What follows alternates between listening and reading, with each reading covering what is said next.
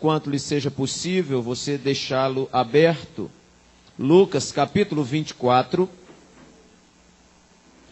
conta a história de dois discípulos no caminho de Emaús. Eu gostaria que fosse registrado na filmagem dessa mensagem o título desta mensagem: Reconhecendo Jesus no partir do pão. Toda a igreja pode repetir? Reconhecendo Jesus no partir do pão. Muito bem, queridos, quando nós vemos essa história, e somente Lucas registra desta forma bem detalhada, apesar de Marcos fazer uma referência lá em Marcos 16, 12 a 13, mas não é tão detalhada como ela está aqui no Evangelho segundo escreveu Lucas. Talvez Lucas, por ser aquele que mostra Jesus como o Filho do Homem, ele traga detalhes mais interessantes com respeito à humanidade de Jesus. Você vai para o Evangelho de João, João trata Jesus como Filho de Deus, Mateus como Rei dos Judeus, Marcos como Jesus o servo, mas Lucas, ele retrata Jesus como o Filho do Homem. E que bom destacar que apesar de Jesus ter descido do céu, deixado a sua glória por um pouco de tempo, ele, na sua soberania, resolveu se auto-reduzir, se auto-limitar para cumprir, com aquilo que estava previsto por Deus, desde a fundação do mundo. Muito bem, então Lucas retrata a história de dois homens que estavam se afastando de Jerusalém para Emaús, uma aldeia que distanciava-se de Jerusalém cerca de 12 quilômetros. E a Bíblia diz que eles iam falando entre si de tudo aquilo que havia sucedido. O comentário deles era sobre tudo aquilo que havia acontecido com Jesus, porque Jesus, àquela altura, já era alguém famoso. Jesus já não podia andar publicamente. Marcos diz que eles não tinham tempo para comer pão. Marcos também vai dizer que a multidão espremia Jesus. Marcos também vai dizer que Jesus entrou numa casa e ele ensinava a palavra e nem nos lugares junto à porta cabiam. Tamanha era a quantidade de pessoas, a multidão que assediava Jesus para ouvi-lo. Muito bem. E muita gente acompanhou Jesus e depositou nele toda uma esperança, irmãos.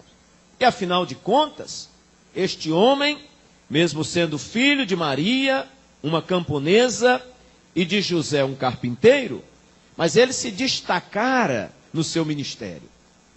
Ele não falava como os fariseus falavam, porque a Bíblia diz que ele falava com autoridade. Soldados do templo disseram assim: olha, nós não prendemos o homem, porque ninguém nunca ouviu alguém falar como ele fala.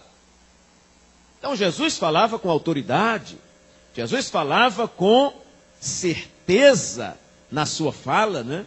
Então, um homem extraordinário, um homem que dava vista aos cegos, fazia com que o mudo falasse, o surdo ouvisse, leprosos, irmãos, eram curados.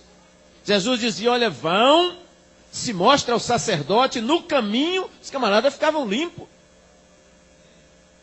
Então, daqui a pouco começaram a ouvir e ver o que Jesus fazia, e eles diziam: um grande profeta se levantou entre nós e Deus visitou o seu povo.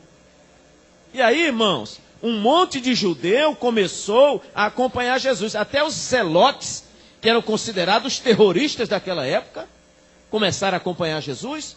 Publicano, pecador, fariseu, a multidão era grande.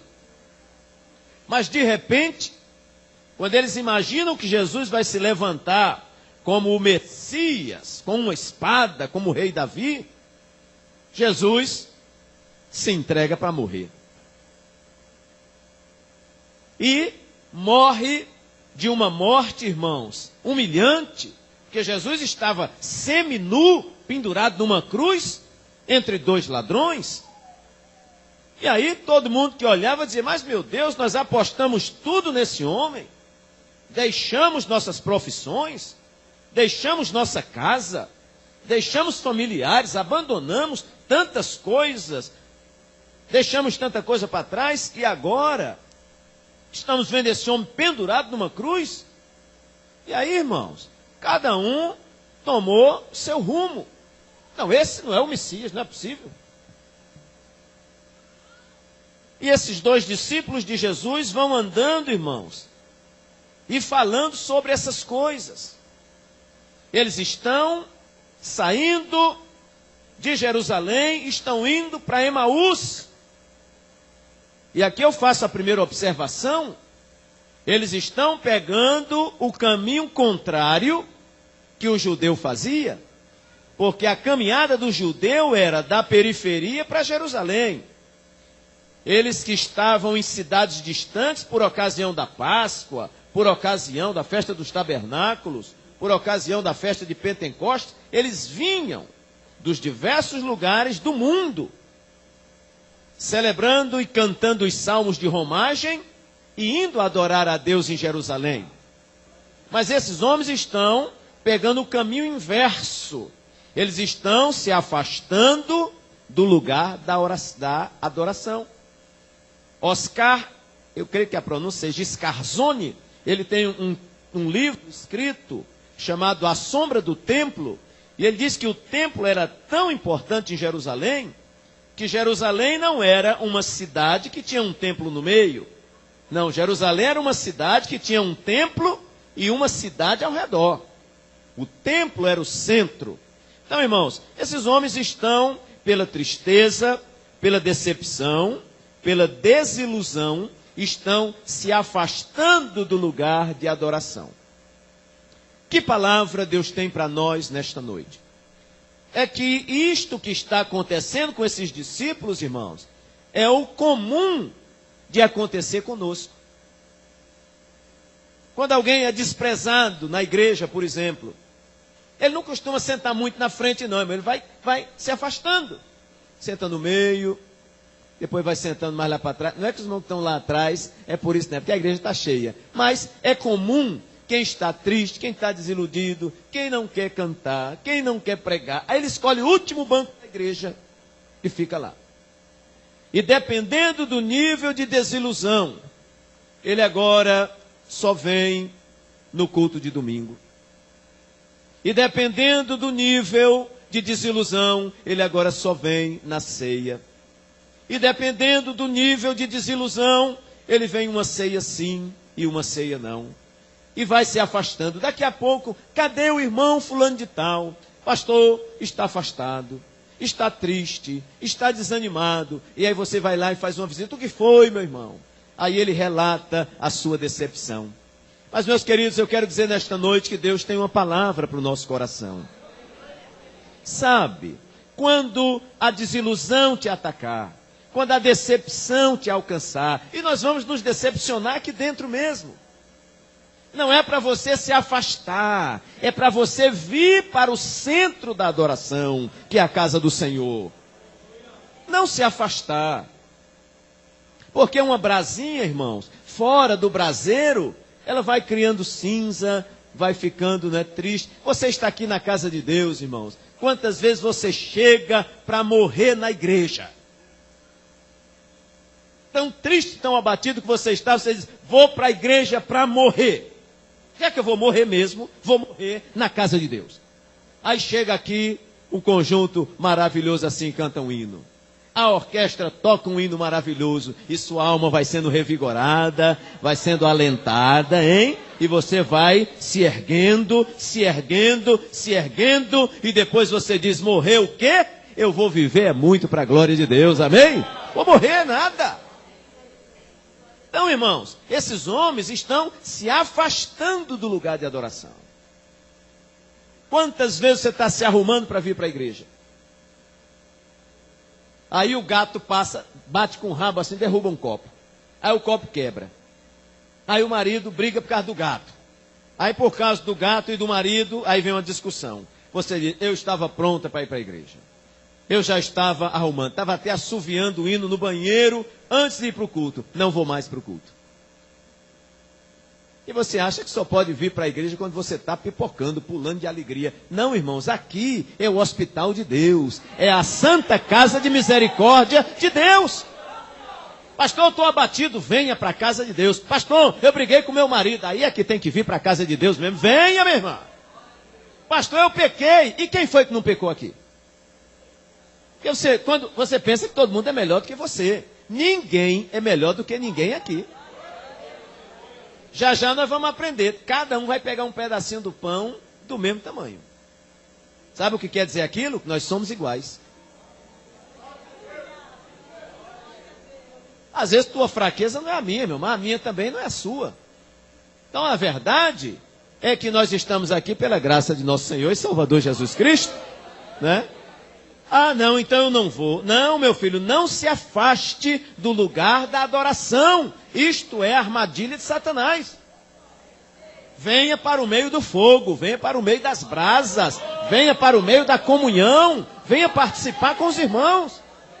E aqui você é revigorado, é fortalecido. Então, irmãos, eles iam se afastando e comentando sobre as coisas que tinham acontecido. E quando eles estavam caminhando, fazendo perguntas um ao outro, Jesus se aproximou deles.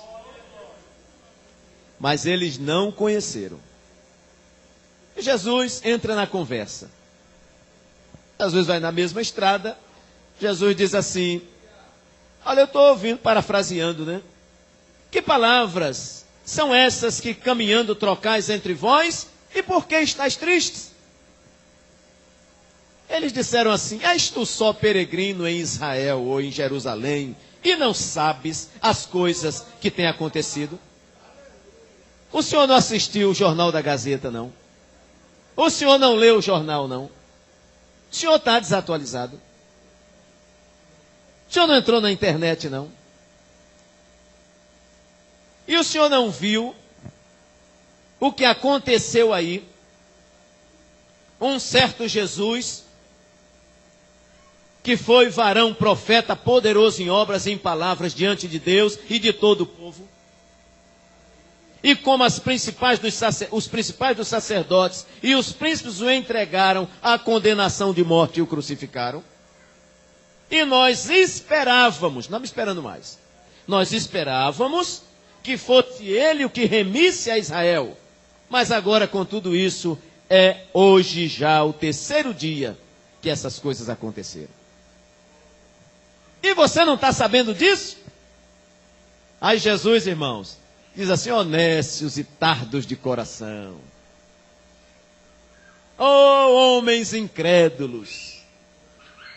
E Jesus começou, irmãos, a percorrer as Sagradas Escrituras e mostrar o que havia de acontecer com o Messias. E foi falando, e eles foram achando aquela palavra gostosa de ouvir. E foram ouvindo, até que chegaram a Emaús. Mas o que me chama a atenção aqui é que esses homens estão falando sobre Jesus. Jesus está no meio deles. Jesus está falando sobre as Escrituras com eles. O coração deles está ardendo, mas eles não conheceram Jesus. Aqui está, irmãos, a gravidade maior da situação. Eles não conheceram Jesus. Não reconheceram Jesus. E quando eu lia isso, me veio uma palavra ao coração. Nós precisamos ter cuidado para não estarmos tão revestidos da religiosidade a ponto de não reconhecermos Jesus. Pode ser que eu tenha Bíblia, pode ser que eu tenha uma indumentária evangélica, pode ser que o meu coração arda e eu diga até glória a Deus e aleluia. Pode ser que Jesus esteja do lado, pode ser que Jesus esteja falando comigo, irmãos, e eu não o reconheça. É grave. Há um clamor para que a igreja do século 21 volte a buscar mais a Deus e se aproximar mais de Deus. A nossa sociedade contemporânea é uma sociedade que vive de comparação com os outros. Eu me comparo com o senhor se compara comigo. Tony se compara comigo, eu me comparo com Tony. Tony se compara com Jeová, Jeová com ele. A igreja A está fazendo um trabalho e a minha B, eu vou me espelhar na igreja A. E com isso, nós vamos, irmãos, nos afastando e deixando de ter a preocupação maior, que é conhecermos Jesus. A vitória desse grupo não são os ensaios. A vitória desse grupo é se cada irmã, na sua individualidade, procurar buscar conhecer mais a Deus. A vitória dos obreiros aqui não está, nos nossos cursos teológicos, na nossa prática religiosa na igreja, mas na nossa busca constante de conhecer a Deus. Pastor, mas obreiros já conhecem a Deus. Nem sempre. Nem sempre. Tem pastores que não conhecem a Deus, irmão. Presbíteros que não conhecem. Diáconos que não conhecem. Auxiliares de trabalho que não conhecem a Deus. Tem paletó, tem Bíblia, tem uma fala, gospel, mas não conhecem Jesus. Havia uma situação grave. Eles não reconheceram o seu Jesus. Apesar de tudo isso que acontece, Jesus chega a falar sobre tudo que aconteceu com ele, mostrando nas Escrituras, e eles, irmãos, longe, distante, porque quando nós estamos, irmãos, abatidos, quando nós estamos decepcionados, quando nós estamos amargurados com alguém, a gente deixa de enxergar muito de Deus. Num culto, a palavra de Deus é explanada, os cânticos, e a pessoa diz assim, eu não vi nada, eu não senti nada, porque ele está preso à sua aflição, preso à sua angústia, preso à sua decepção. Libere, irmão, nesta noite o seu coração. Libere e abra os olhos para ver Jesus em nosso meio, porque Ele está aqui em nosso meio nessa noite. E eles vão andando, e Jesus com eles falando. E eles achando a prosa tão boa, irmãos, até que chegaram em Emaús. Quando chegaram em Emaús, Jesus fez como quem ia passar direto. Eles disseram, não, Senhor, fique conosco. Fique conosco. Na época não tinha esse hino, mas eu creio que eles cantariam assim, né? Fica, Senhor, já se faz tarde. Tens meu coração para pousar, não só na casa, mas faz em mim morar, da permanente. Fica, Senhor, meu Salvador. Glória a Deus. Eles veem, irmãos, e eu acho muito interessante que o capítulo 24 diz assim, e no primeiro dia da semana, muito de madrugada, elas foram ao sepulcro, levando perfume, especiarias, para ungir Jesus. Mas chegaram lá e ele já tinha ressuscitado. O versículo 3 que eu comecei lendo, diz assim, e eis que no mesmo dia, qual é o mesmo dia? O mesmo dia em que Jesus tinha ressuscitado, os dois iam se afastando de Jerusalém. Irmão, pode ser que a gente esteja reclamando e a gente já esteja vivendo no dia do milagre.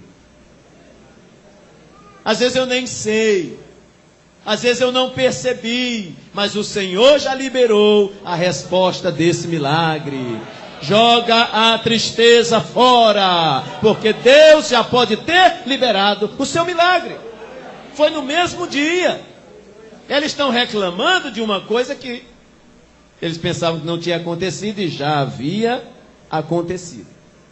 Glória a Deus. Chegaram em Emaús E eles insistem, Jesus entra para estar com eles. Chegando, Jesus senta na mesa, pega o pão, dá graças, e ele pega o pão e parte. Quando ele parte o pão, os olhos dele se abriram. E eu fiquei pensando, irmãos, no meu coração. Eu vejo uma fundamentação para isso, é que a ceia que Jesus celebrou, eu penso que de tudo que aconteceu no ministério de Jesus, foi o momento mais importante. Olha, o momento mais importante não foi a cura do cego no capítulo 9 de João. Não foi o livramento da mulher adúltera do capítulo 8. Não foi a cura do paralítico do tanque de Betesda no capítulo 5. Não foi Jesus andando em cima das águas. Agora, irmão, a ceia que Jesus celebrou. Imagine a última reunião de Jesus com os seus discípulos. Porque eu não sei qual vai ser a última noite que eu vou jantar com a minha família. Eu não sei. E ninguém aqui sabe. Se a gente soubesse que aquela era a última noite que você ia jantar com a sua família. Mas Jesus sabia. E Jesus senta com esses homens. E eu creio que Jesus não deixou nada de importante, de fundamental para a carreira cristã, que ele não sintetizasse na ceia. Não, eu não acredito. Eu acredito que tudo ali tinha altíssimo nível de significado.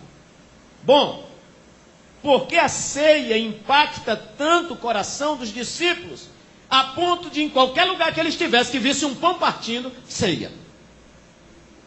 Porque a ceia, irmãos, foi um momento de altíssimo nível. Um momento muito elevado para a vida cristã. Porque, primeiro, a ceia foi um momento onde Jesus colocou uma mesa, um pão, e acredito que 13 homens com ele ao redor da mesa. Quem estava na mesa? Aí é que é interessante. Eu colocaria meus amigos. Eu não vejo ninguém levando intrigado para comer na casa dele. Não. A gente leva alguém que a gente tem muito afeto. Não deveria ser assim, mas geralmente alguém pode me dar alguma coisa de volta. Um amigo. E ele come na minha mesa enquanto eu não souber que ele está falando de mim. Se eu descobrir que ele está na casa do irmão Benedito, falando de mim, tchau. Nem café com pão e manteiga coalho. Estou dando a dica. Nem chá de erva cidreira com bolacha, não come mais. Mas Jesus, irmãos, coloca homens ao redor da mesa. Ele olha para Pedro. E ele já vê que Pedro vai negá-lo. Mas Jesus não tira ele da mesa, irmãos. Ele vê na mesa Judas Iscariotes, que vai vendê-lo por 30 moedas de prata. Vai vender o nosso Salvador. Mas ele não tira ele da mesa. Jesus olha para a mesa e vê Tomé. E ele sabe que Tomé vai duvidar da ressurreição. Mas, irmãos, o que me emociona, o que mexe com o meu coração, é que Jesus não tirou ninguém da mesa. Ceia não é um lugar de exclusão, ceia é um lugar de inclusão e de comunhão. Porque muitas vezes, eu chamo de teologia barata, que a gente pensa que porque leu 3 versículos da Bíblia, jejuou a parte da manhã e fez meia hora de oração, que nós ficamos melhores em relação aos outros. Aqui no Pinheiro não acontece, mas eu já trabalhei em lugar que tem irmão que pega o pão e diz, vou ver se ele vai comer.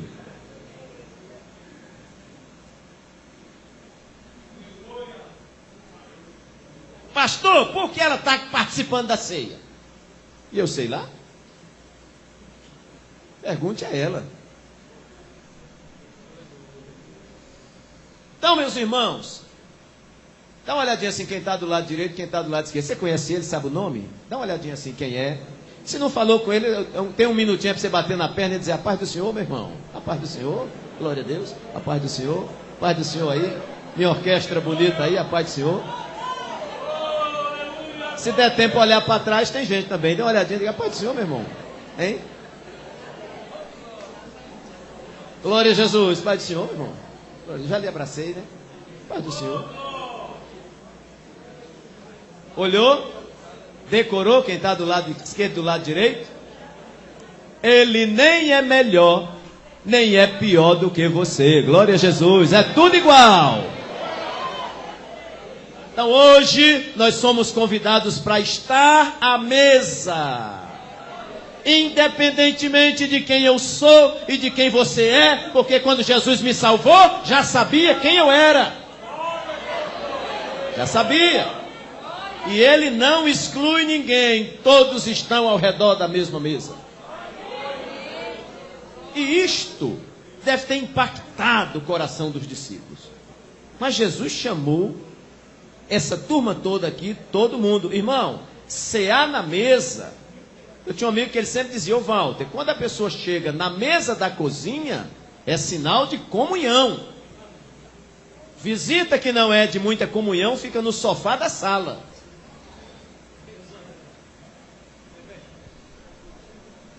A gente só entra para os outros cômodos quando o dono da casa convida, né? Apesar que eu estava em casa um dia e entrou uma pessoa em casa. Entrou em casa na sala assim, partiu para a cozinha e minha filha tinha terminado de acordar, se enrolou no lençol, ficou igual aquele menino, correndo igual o Batman, assim, rodeando, para desviar da pessoa, que a pessoa entrou assim, a gente saiu e tal, vai parar lá na suíte. Então a gente chega numa casa, com licença, né? Fico na sala, se me chamar o corredor eu vou, se me chamar para a cozinha, aí eu vou entrando. Mas a cozinha é um lugar de intimidade. A ceia foi um lugar que agregou, irmãos, os diferentes. Os diferentes. Aqui ninguém é igual. É tudo diferente e nós vamos ter que aprender a conviver com as diferenças. Tem gente que não fala nada. Nada. Tem outros que já tem uma língua maior, fala mais. Tem gente, irmão, que você pode sacudir, balançar, ele não briga. Mas tem gente que se você, sem saber, pisar na unha, Terceira Guerra Mundial está instalada. Sem ver, porque se você ver e pisar, é a Quarta Guerra Mundial. Tem de todo jeito. Tem gente que compra, diz que vai pagar domingo. No sábado ele está na sua porta. Não, olha, eu quero acertar logo isso aqui. Mas é só domingo. Não. Chegou o dinheiro, toma aqui. Tem gente que só misericórdia. Você que tem a revista da Avon tem que passar 120 por hora. Se ela parar e pegar o creme, tchau, perdeu o creme. Nunca mais. Com dificuldade. Quando você lembra, ainda fica bravo com você. Então tem tudo, irmão. Tem gente que é reverente no culto, senta, irmão. Eu estou vendo que eu chego aqui, tem gente que já está aqui na igreja, sentadinho. Só levanta quando termina o culto. Outros é banheiro, bebe água, vai para lá, vem para cá, vai para lá. Não para. Mas aí, pastor, na ceia como é que faz? É todo mundo ao redor da mesa agora, todo mundo. Jesus convoca todos ao redor da mesa. Os diferentes. A ceia foi impactante, porque foi a maior reunião de comunhão de todos os tempos. O que vai medir a força da Igreja do Pinheiro não é o caixa da tesouraria, não é a quantidade de membros. O que vai medir a força da Igreja do Pinheiro é o nosso nível de união. Se nós formos uma igreja unida, irmãos, unido, uma igreja sem briga. Eu espero não ter que estar tratando casa em gabinete aqui de briga de crente, tá, irmãos? Eu espero não ter esse negócio aqui. Briga, disputa, esses negócios. Isso era para quando nós estávamos no mundo, no pecado. Hoje nós estamos aqui unidos, somos unidos como um corpo, amém? Lavados pelo sangue de Jesus. Eu não tenho nenhum interesse que você fique para trás, meu irmão. Minha alegria é chegar junto com você no céu. Até porque aprenda uma lição. Eu sempre dizia lá na igreja onde eu estava, que você tem que ter uma canetinha azul e uma vermelha. A vermelha é para anotar o que é importantíssimo. Então eu vou lhe dizer uma coisa aqui que é importantíssima. Quando um irmão nosso está mal, nós nunca poderemos estar bem. Eu nunca posso ganhar nada em cima da miséria de ninguém. Se eu vou ganhar para que você se arrebente, eu não estou ganhando nada. Eu posso até pensar que estou ganhando, mas isso é uma verdade que eu tenho plantada dentro do meu coração. Eu não ganho nada quando você está perdendo, irmão. Então, nossa alegria, porque nós somos um corpo, é quando todos estão bem. Se o irmão está triste, eu tenho que estar triste. Se o irmão não está bem, eu não posso estar bem. Só se eu não souber. Eu não posso estar bem. Porque nós somos um corpo, irmãos. Um corpo em comunhão. Glória a Jesus. O salmista no Salmo 133, ele diz: ó, quão bom e quão suave é que os irmãos vivam em união. Para que disputa? Se nós estamos adorando ao nosso Deus. Para que inveja? Se eu nunca posso tomar o que é seu? Hein? Para que individualismo? Para que egoísmo? Se eu sozinho não chego a lugar nenhum? Não sei se você tem coragem de dizer para o irmão aí o que eu vou dizer agora. Mas se eu fosse você, eu virava para ele e dizia assim: meu irmão, eu preciso muito de você. Olha, eu preciso muito de você. Eu preciso muito de você. Obreiros aqui do Senhor, eu preciso muito de vocês. Para onde é que eu vou sozinho? Para onde? Eu preciso de vocês, orquestra linda, maravilhosa. Eu preciso muito de vocês. Moadiel, eu preciso do Senhor, meu irmão. Não abandone não, fique aí comigo. Glória a Deus. Eu preciso de você, Tony. Não, pastor, mas o senhor é o pastor. É que eu preciso mesmo de você. Jeová, nem se fala. Eu preciso de Jeová. O de cima e o de baixo. Glória a Deus. Eu preciso do Senhor, meu irmão. Ô irmão, você está lá no último banco. O pastor Walter Pereira precisa muito do senhor. Da senhora, eu preciso de vocês. Comunhão, irmãos. Foi a maior reunião de comunhão. Comunhão porque eles tomaram do mesmo vinho, comeram do mesmo pão. Aquela ceia foi a maior reunião de partilha de todos os tempos. Em terceiro lugar. Porque na mesa tinha um pão e o vinho. Jesus poderia ter multiplicado os pães ou o pão, mas Jesus não multiplicou o pão. Jesus pegou o pão e partiu. Porque para Deus, o milagre da partilha é maior do que o milagre da multiplicação. Não é quando eu tenho um pão e faço uma oração, tem 10 pessoas. Jesus, multiplica. Quando eu abro o olho, tem 10 pães. Isso até é bonito e é fantástico. Mas, irmãos, isso não marca a nossa vida. O que marca a vida é ter um pão. Mas o irmão está com fome. Vamos partir no meio agora. É ter uma bolacha. Vamos partir no meio essa bolacha agora. Amém? É não ter, irmão, como dizia o nosso pastor, saudoso pastor Zeneco, é dar sem ter para dar. É quando eu tenho só um pouquinho, irmão, e chega alguém que precisa, eu digo, vamos partir aqui, irmão. Se morrer, morre o senhor aí, eu morro aqui também, cada um com um pedacinho. Mas é incrível, esse pedacinho vai alimentá-lo e vai te alimentar e você não vai ter fome. Glória a Deus. Jesus pega o pão e parte.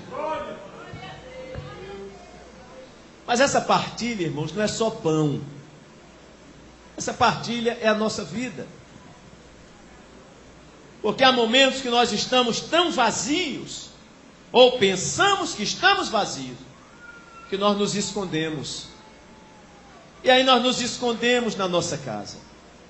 E às vezes dizemos assim: ah, se o pastor Walter viesse aqui hoje, para orar por mim, para me tirar dessa aflição. Quando você está no meio da oração, aí na porta. Glória a Deus, pastor Walter chegou. Quando você abre a porta, é outro pior do que você. Diz: minha irmã, vim aqui para a senhora fazer uma oração por mim. Aí você vira assim e diz: ô Jesus, eu não tenho nem para mim. Como é que eu vou fazer essa oração? Jesus, nem para mim. Não, irmã, mas eu vim aqui, olha que eu estou morrendo aqui. Estou numa enfermidade tão grande. Aí você faz aquela oração para se livrar da pessoa.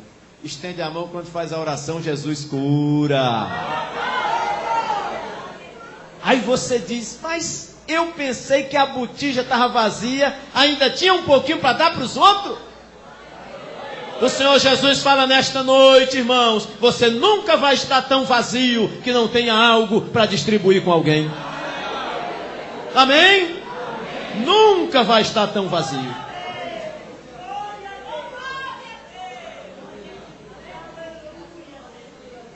E eu encerro, depois a gente prossegue nesse negócio do Partir do Pão aqui. Mas eu me lembro que eu tenho um grande amigo, pastor, e ele veio pastorear aqui Maceió, era militar do exército. Ele disse assim: eu vou para a reserva me aposentar, vou comprar uma máquina filmadora e uma máquina de fotografia, e vou viajar muito com a minha família, vou curtir agora. Aposentou novo, 48 anos, vou visitar aí essas beiras de praia, tirar foto com a minha família, vou curtir a minha aposentadoria.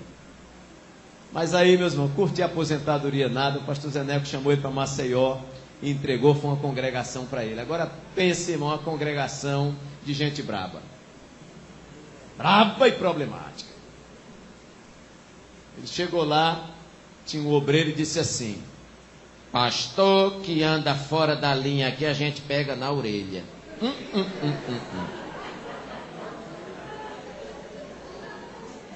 O pastor disse: agora eu estou aprumado, como diz a história.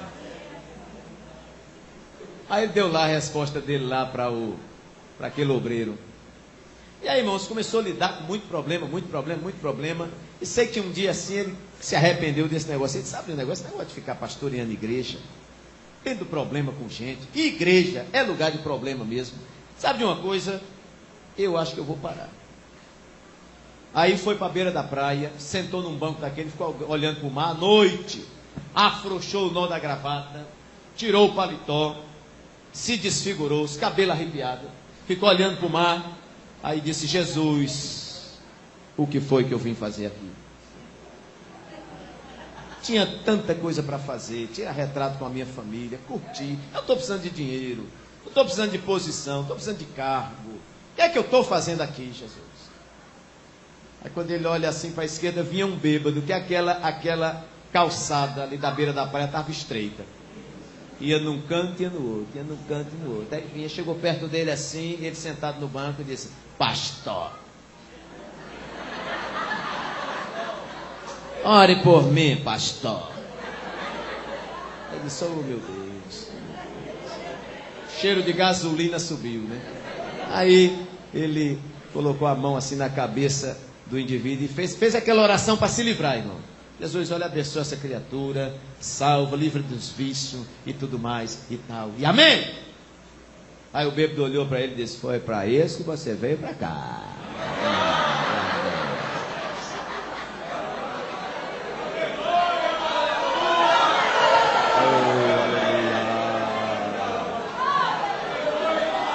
Deus usou um bêbado para profetizar e mostrar para aquele pastor que ele pensava que estava vazio, mas ainda tinha muito para dar. Glória a Jesus. Você não vai morrer à beira da estrada, porque você tem muito para dar na obra do Senhor. Quantos podem dizer amém? Vamos ficar de pé e orar agradecendo a Deus. Glória a Deus. Tony, ora de novo, Tony, ora de novo. Você está animado. Eu creio, nós temos mais para dar para o Pai. Diga amém. Querido Deus e Pai, te louvamos, te bendizemos. Eu sei que às vezes nós pegamos o caminho de Emaús, mas queremos te louvar, porque todas as vezes que pegamos o caminho contrário, o Senhor marca o encontro para voltar para o lugar que o Senhor estabeleceu para a nossa vida. Queremos te louvar porque sempre haverá azeite na botija, sempre haverá provisão, sempre haverá milagre, sempre haverá o teu consolo. Eu te louvo porque tu nos trouxe aqui para cercar a mesa, e na mesa sempre haverá a tua presença. Muito te louvamos e te agradecemos em nome de Jesus. E você diz amém.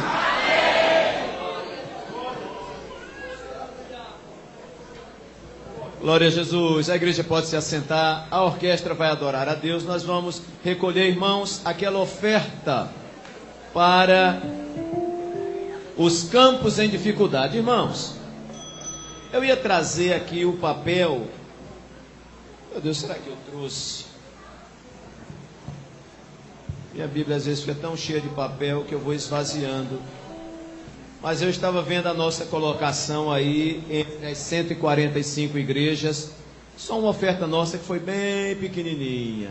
Foi a do Leal. Mas nós vamos melhorar. Mas nas outras aí, Pinheiro está muito bem colocado. E nós vamos, irmãos, contribuir para os campos que estão em dificuldade. Tem igreja, irmãos, em lugares aí que não tem nem padaria, não tem